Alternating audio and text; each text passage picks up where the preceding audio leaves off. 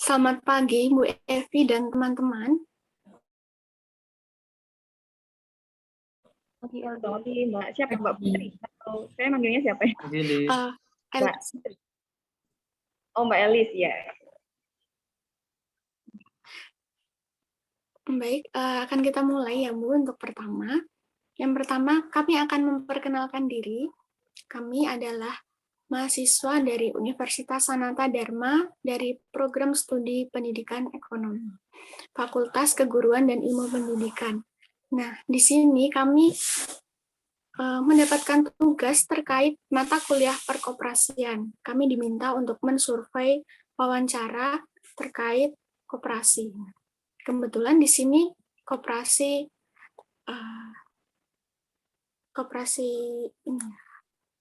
CU Dharma Bakti. Koperasi CU Dharma Bakti. Izinkan kami memperkenalkan diri. Pertama, saya Elis Putri Maharani, biasa dipanggil Elis. Kemudian silahkan teman saya. Dan saya Sisilia Nini Sukmawati, biasa dipanggil Sisil.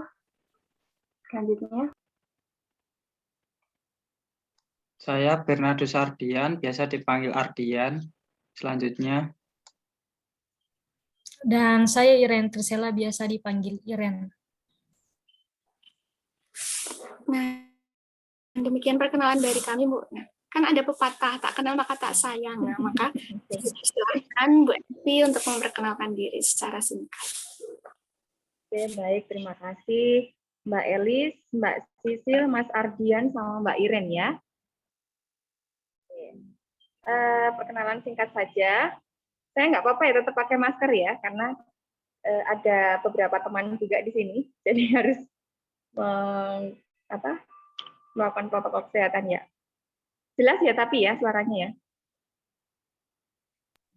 Saya Evi, saya staf administrasi atau administrasi umum ya di sini. Ya bisa sekretaris juga bisa. Di KSP CU Dharma Bakti, saya bekerja di sini sudah dari 2010. Berapa tahun itu? 11 tahun ya? 11 tahun. Ya mungkin waktunya kalau dibilang lama ya belum lama, kalau dibilang baru ya sudah cukup.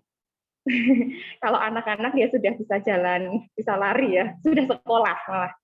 Oke. Terus apa lagi ya? Saya sudah punya anak 2, suami 1. Begitu. Lalu mau langsung ke materi saja? Baik Bu, terima kasih untuk perkenalan singkatnya ya. Untuk mempersingkat waktu, kita akan langsung ke pertanyaan pertama ya Bu. Kan Ibu adalah salah satu bagian dari koperasi ini. Nah, mungkin Ibu mengetahui sedikit tentang mungkin sejarah ataupun latar belakang didirikannya koperasi CU Dharma ini Bu. Oke, untuk sejarahnya sejarah singkat ya berarti ya.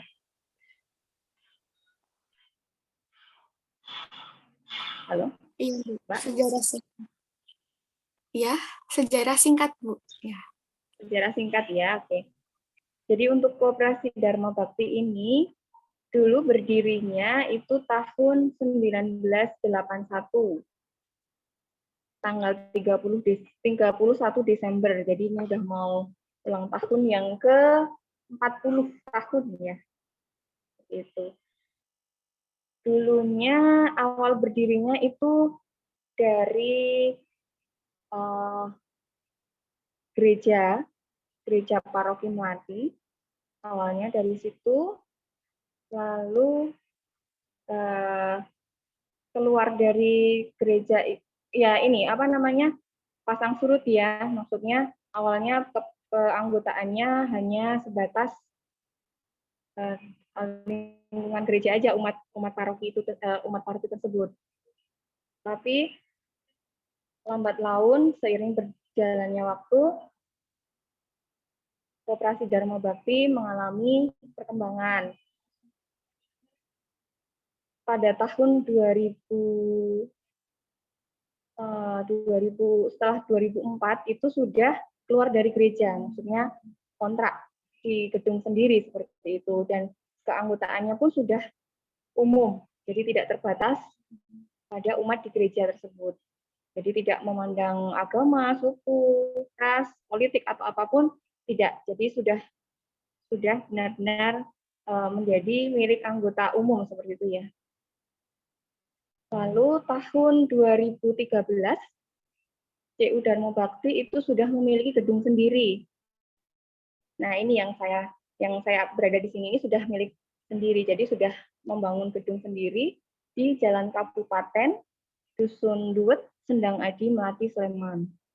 Sampai dengan saat ini. Seperti itu. Lalu Dharma Bakti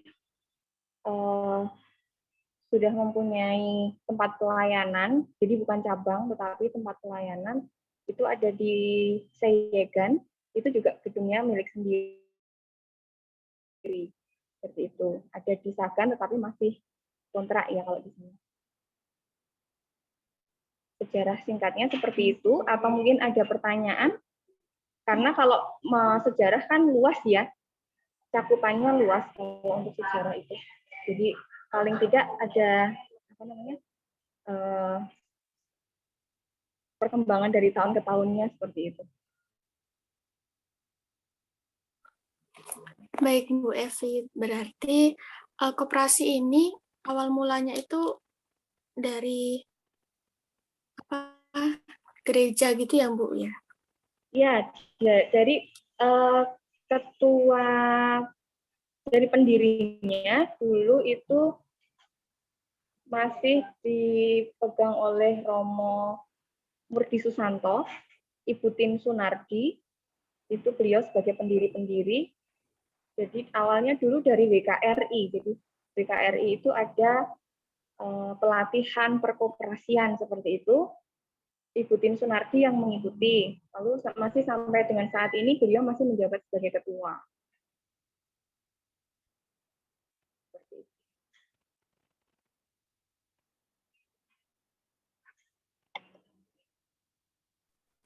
Oke, baik Bu, terima kasih untuk jawabannya yang sangat menjelaskan sekali ya Bu, meskipun singkat tapi cukup jelas.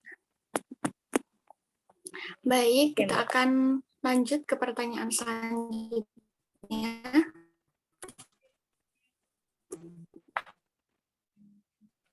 Itu dan Ibu di koperasi tadi kan sudah dipaparkan sedikit pertama di awal tentang jabatan Ibu.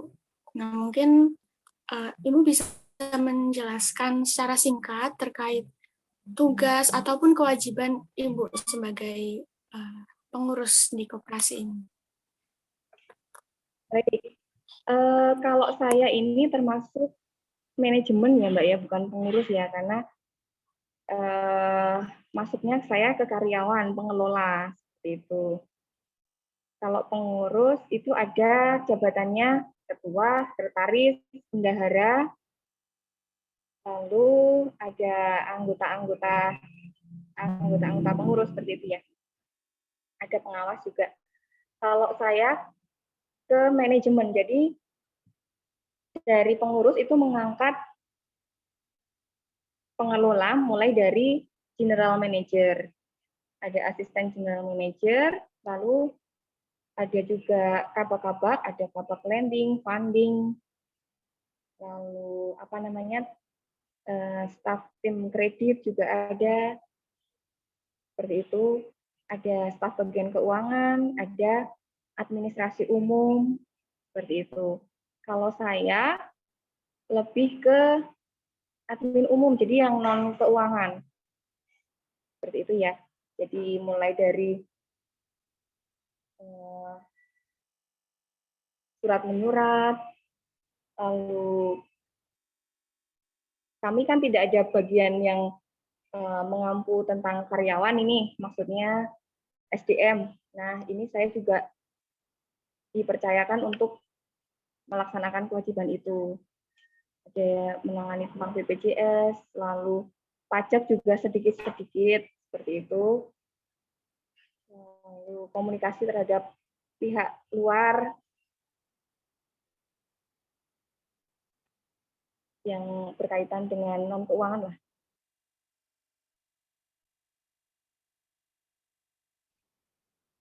Itu kalau Cukup, Bu. ya kalau di apa namanya satu persatu job desk-nya agak panjang, tapi paling tidak seperti itu ya. Saya di bagian yang bukan tentang keuangan gitu.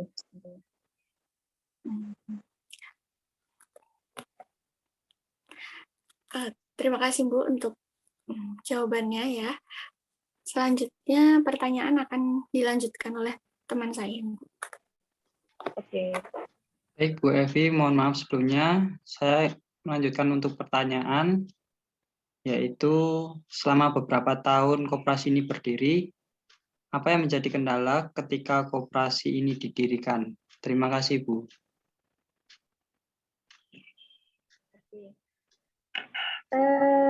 Jadi untuk kendala ketika koperasi ini didirikan ini. Jadi salah satu prinsip koperasi itu kan adanya kepercayaan. Nah, dahulu kendalanya mungkin lebih ke kepercayaan ya. Kepercayaan yang dimaksud ini kepercayaan terhadap. Jadi kalau untuk awal-awal koperasi berdiri itu kan pastinya butuh kepercayaan. Jadi kepercayaan menjadi anggota, kepercayaan menabung di koperasi, kepercayaan untuk meminjam itu kan menjadi kendala awal-awal dulu berdirinya seperti itu. Karena memang awal berdirinya kan belum ada badan hukum, maksudnya legalitasnya kan belum lengkap, gitu kan. Jadi itu yang menjadi awal koperasi itu kendala awal koperasi berdiri seperti itu. Lalu ini mohon maaf, yang nomor 3 dan nomor 4 ini ada saling keterkaitannya ya. Kendala yang paling dominan boleh saya jawab sekalian? Boleh, Bu, silakan. Nah, itu yang awal-awal, kendala awal yang dialami oleh koperasi ya. Yang tadi saya jawab, jadi masalah kepercayaan kalau untuk awal berdirinya koperasi itu. Lalu untuk yang kendala yang paling dominan yang sering terjadi saat ini itu lebih ke ini, persaingan pendistribusian pinjaman seperti itu dengan lembaga keuangan yang lain. Begitu. Mas sebentar ya, ini saya cut dulu ya, sebentar, boleh? Boleh. Iya, Bu, boleh. Oh, ya.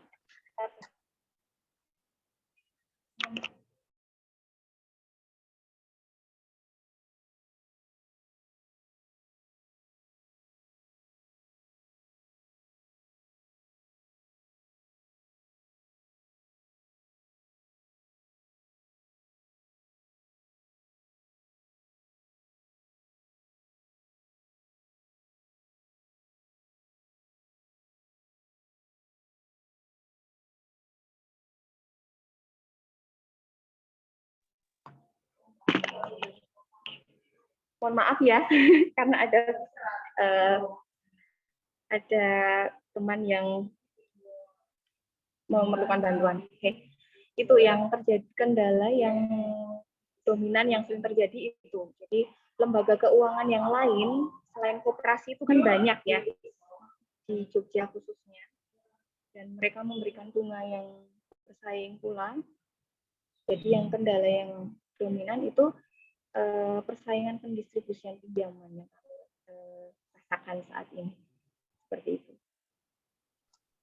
Baik, Bu, terima kasih atas jawabannya. Untuk selanjutnya bisa dijelaskan, untuk pertanyaan selanjutnya dapat ditanyakan oleh teman saya, Bu. Oke. Baik, terima kasih. Saya akan melanjutkan pertanyaannya. Nah, seperti yang kita tahu ya, Bu, sekarang ini dunia sedang mengalami masalah yang besar, yaitu adanya kasus COVID-19. Nah, ketika pandemi seperti ini, apakah koperasi ini juga turut terkena dampaknya ya, Bu? Seperti itu.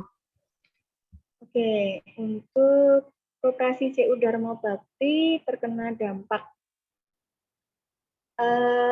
Kalau secara langsung sih tidak ya, hanya beberapa anggota kami yang terkena dampak. Jadi ada beberapa anggota yang mempunyai usaha produksi, terutamanya misalnya seperti bakpia atau produksi-produksi yang lain itu sangat terdampak. Apalagi mereka yang mempunyai tanggungan atau kewajiban pinjaman di sini seperti itu. Nah, tetapi kalau untuk secara keseluruhan kami untuk Koperasi CU Dharma Bakti masih tetap bisa beroperasi karena kan untuk CU Dharma Bakti keanggotaannya tidak hanya dari sektor usaha saja, jadi ada yang karyawan, ada PNS juga.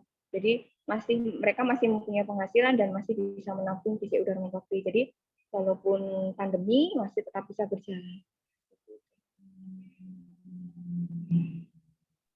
Baik, Ibu, terima kasih atas jawabannya. Untuk pertanyaan berikutnya, kebijakan pemerintah seperti apa yang dinilai cukup membantu koperasi CU Dharma ini, Bu, khususnya dalam koperasi yang ada di Yogyakarta ini, Bu? Oke. Kebijakan pemerintah ya, Mbak ya. Kebijakan pemerintah itu seperti pembinaan terhadap pendidikan, lalu permodalan, seperti itu. Itu yang nomor berapa tadi? 6 ya. Kebijakan pemerintah seperti apa yang dinilai cukup membantu koperasi. Oke. Dari segi permodalan itu ada, dari segi pendidikan, pembinaan dari pemerintah, dari dinas koperasi itu ada. Lalu juga dari pemerintah itu memberikan insentif pajak. Jadi selama pandemi, mulai dari tahun 2020, sekitar bulan Juni, itu mulai memberikan insentif pajak. Jadi pemerintah itu memberikan insentif pajak berupa tidak membayarkan pajak. Jadi untuk Koperasi CU Dharma Bakti itu kan pajaknya dapat yang 0,5% dari omset atau PPh final. Nah, itu kami selama dari bulan Juni 2020 sampai dengan saat ini, terakhir besok Desember ini diberikan kebijakan untuk tidak dibayarkan. Seperti itu. Baik, Ibu, terima kasih atas jawabannya. Untuk pertanyaan berikutnya akan disampaikan oleh teman saya. Oke, selanjutnya saya akan bertanya, apakah koperasi ini bekerja sama dengan pihak lain? Mungkin bisa dijelaskan. Pihak lainnya dari koperasi ini seperti ini ya, Mbak. Untuk CU Dharma Bakti kan koperasi primer ya. Kami kerjasamanya di koperasi sekunder, atau kalau kami menyebutnya Puskopti Jatah Guna. Kerjasamanya itu lalu ke dinas, lalu kami juga baru mengakses LPDB atau di sektor permodalan ya itu ya. LPDB, dinas, di pusat koperasi kredit atau sekunder, kami kerjasamanya di itu dengan pihak-pihak yang selain koperasi. Iya, Bu, terima kasih. Selanjutnya saya akan bertanya lagi ke pertanyaan yang selanjutnya, yaitu apakah ada sanksi yang diberikan kepada anggota yang menjadi karyawan di koperasi CU Dharma ini ketika tidak melakukan tugasnya dengan profesional? Maksudnya ini karyawan ya? Iya, Bu. Tentunya ada. Dan ini diatur juga di dalam SOP dan kode etiknya juga ya. Di sini sudah ada. Jadi setiap siapapun itu karyawan yang melanggar itu akan mendapatkan sanksi atau punishment. Lalu yang juga diatur juga selain sanksi itu juga ada reward atau penghargaan bagi karyawan yang berprestasi seperti itu.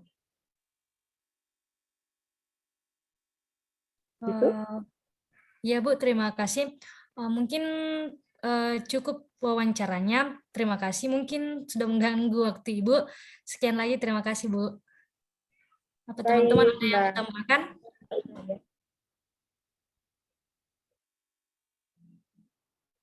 Oke, nanti kalau misalnya ada pertanyaan yang belum terjawab, nanti bisa melalui WA saja ya. Nanti saya jawab melalui WA. Gitu. Ini pertanyaan-pertanyaan intinya apakah sudah terjawab semua? Sudah, Ibu. Sudah Bu. Sudah, Bu. Baik. Nanti kalau ada yang belum jelas, boleh dilanjutkan melalui WA. Baik, Ibu. Ibu mau minta foto sebentar, boleh, Bu? Oke, baik. Baik. Saya yang foto ya, teman-teman. Harus dilepas ya? Iya, Bu, boleh. Monggo, Bu. Terserah Ibu.